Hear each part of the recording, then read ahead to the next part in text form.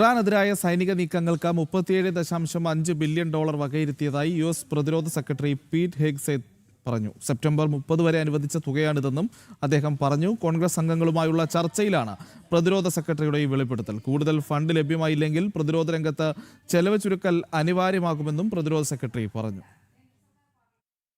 Iran യുദ്ധച്ചെലവ് സംബന്ധിച്ച് ചോദ്യങ്ങൾ ഉന്നയിച്ച കോൺഗ്രസ് അംഗങ്ങളുമായി സംവദിക്കുന്നതിനിടെയാണ് പ്രതിരോധ സെക്രട്ടറി തുക വെളിപ്പെടുത്തിയത്. യുദ്ധത്തിന്റെ ആദ്യ 6 ദിവസം മാത്രം $11.3 ബില്യൺ ചെലവാണ് രേഖപ്പെടുത്തിയത്.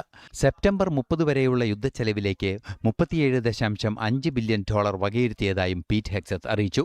Senator, the estimate we have as of today is $37.5 billion.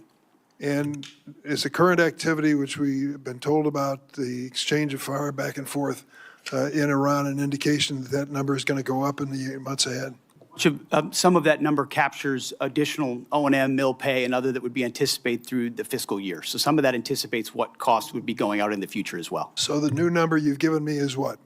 $37.5 billion. And that represents the cost of the war through what period of time? Through now for certain aspects of it, but also mill pay, O&M, other anticipated costs through September 30th, Senator. ഫെബ്രുവരി 28-ന് ഇറാനിൽ ആക്രമണം പുനരാരംഭിച്ചപ്പോൾ മുതൽ കൃത്യമായ വിവരങ്ങൾ തങ്ങളെ അറിയിക്കുന്നില്ലെന്ന് ചില കോൺഗ്രസ് അംഗങ്ങൾ പരാതി ഉയർത്തിയിരുന്നു.